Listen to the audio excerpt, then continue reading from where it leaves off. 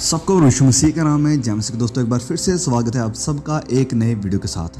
Video के title से और थंबनेल से आपको पता चल ही गया होगा कि आज हम सीखने वाले हैं सेंटा क्लॉज के बारे में। और सेंटा क्लॉज के बारे में बात करना क्यों ज़रूरी है, क्योंकि सेंटा क्लॉज क्रिसमस का आज एक कह सकते हैं फाउंडेशनल पार्ट बन चुका है। मतलब ऐसा लगता है कि जैसे क्रिसमस सेंटा क्लॉज की वजह से मनाया जाता है। और फिर बहुत से ऐसे लोग हैं जो ये मानते हैं और शायद ये विचारधारा रखते हैं, इस मिसअंडरस्टैंडिंग में है कि सेंटा क्लॉज की ओरिजिन शैतानिक है या सेंटा क्लॉज शैतान का प्रतीक है। तो इसलिए इस वीडियो में आपको ये सच्चाई भी ज़रूर पता चल जाएगी कि सेंटा क्लॉज की शुरुआत कहाँ से हुई थी और क्यों हुई थी। बहुत से सेकुलर फील्ड्स में भी लोग क्रिसमस के दिन सेंटा क्लॉज की यूनिफॉर्म वगैरह को पहनकर क्रिसमस को पार्टी को सेलिब्रेट करते हैं। और अगर हम बात करें पंजाब की, तो पंजाब में तो सेंटा क्लॉज को एक फ़नी कैरेक्टर समझा जाता है, जो कि लाल रंग के कपड़े पहनकर मोटा सा पेट लेकर लोगों के सामने नाचता है और लोग उसे देखकर हंसते हैं और खुश होते हैं। यही है सेंटा क्लॉज। और क्या सेंटा क्लॉज क्रिसमस का एक मेन फाउंडेशनल पार्ट है? इस छोटे से वीडियो में जो कि बनाया था हमारे भाई दीपक ने, उस वीडियो में आप सेंटा क्लॉज की हिस्ट्री को और सेंटा क्लॉज के इम्पोर्टेंस को जानेंगे। तो प्लीज़ इस वीडियो को एंड तक जरूर देखना और किसी भी पार्ट को मिस मत करना, क्योंकि इसके विषय में हम सबको जानना बहुत ज़रूरी है। आपने लाल कपड़े पहने हुए, लंबी सी सफ़ेद दाढ़ी वाले, जिनका बैग गिफ्टों से भरा होता है, सेंटा को तो ज़रूर देखा होगा या उनके बारे में कम से कम सुना तो ज़रूर ही होगा। क्रिसमस के टाइम के आसपास सेंटा को टीवी, न्यूज़पेपर, शॉपिंग मॉल्स और लगभग हर जगह देखा जा सकता है। बच्चे खास तौर पर सेंटा की तरफ ज़्यादा आकर्षित होते हैं ताकि उन्हें कुछ गिफ्ट मिल सकें।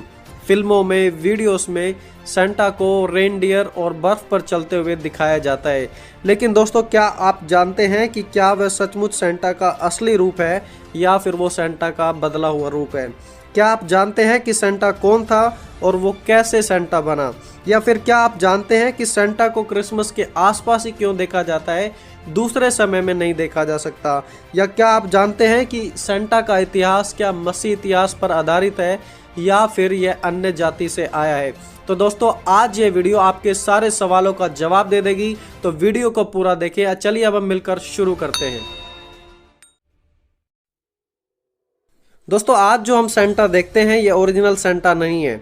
असलियत में संत निकोलस को असली सेंटा माना जाता है।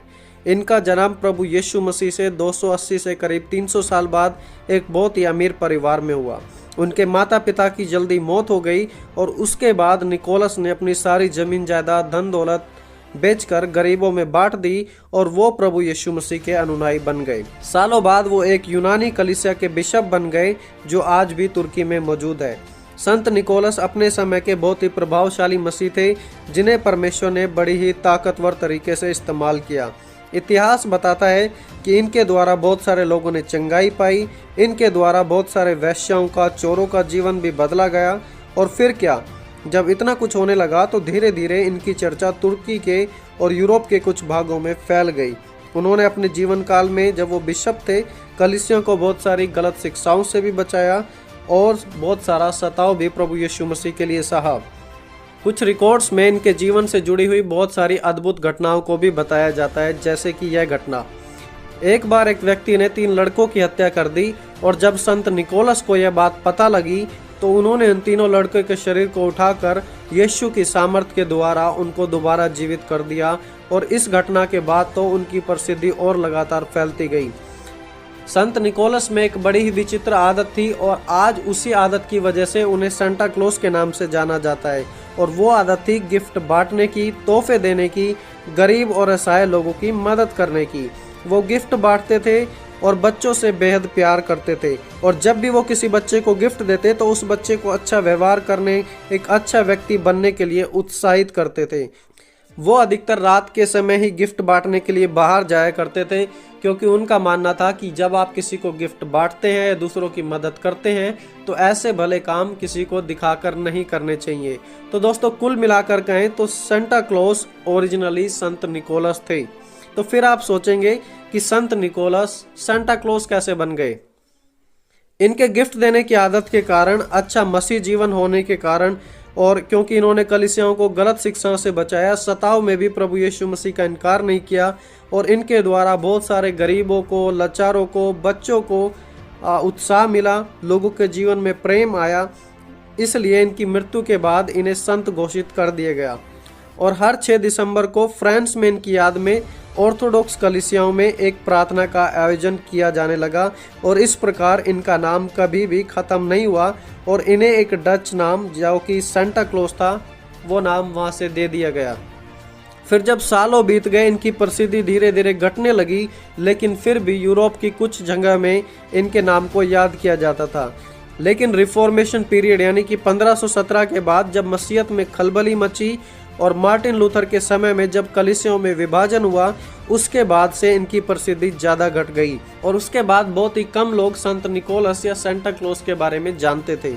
और फिर सालों बाद 1930 में हैडन्स और ब्लूम ने कोका कोला की एक एडवर्टाइजमेंट में एक नया भेष अपनाया। वो भेष था लाल कपड़े, लंबी सफ़ेद दाढ़ी और सिर पर एक टोपी, और धीरे धीरे उसी भेष को सेंटा क्लॉज के साथ जोड़ दिया गया और वो ही भेष आज भी हमारे संसार में, हमारे आसपास की कलीसियाओं में वो ही भेष अपनाया जाता है सेंटा क्लॉज के लिए।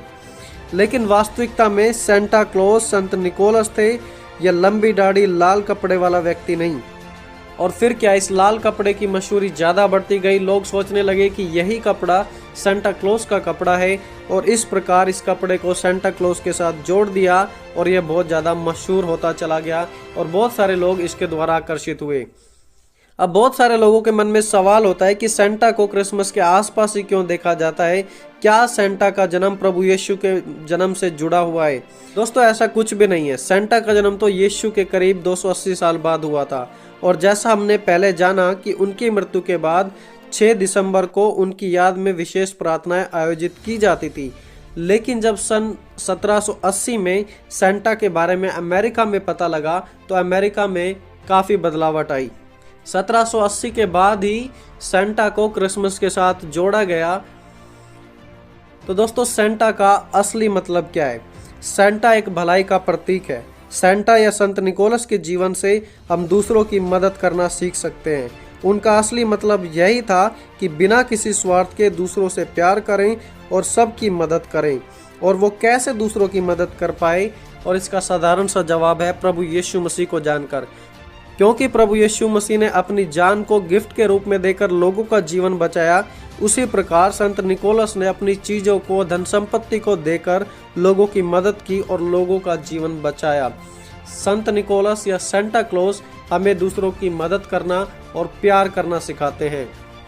दोस्तों, दूसरी बात जो हम संत निकोलस के जीवन से सीखते हैं कि भलाई का कोई अंत नहीं है। संत निकोलस तो भलाई करके मर गए, लेकिन आज भी लोग उनकी भलाई से आशीषित होते हैं। तो दोस्तों, आज इस वीडियो में इतना ही। वीडियो से कुछ सीखने को मिला हो तो ज़रूर लाइक करें, साथ ही साथ चैनल को ज़रूर सब्सक्राइब करें। और याद रखें कि सेंटा आप लाल कपड़े पहनकर नहीं बल्कि साफ दिल से बनते हैं। और सेंटा का सिर्फ यही काम नहीं है कि गिफ्ट बांटना। सेंटा का काम होता है प्यार बांटना और प्यार बांटना सिखाना।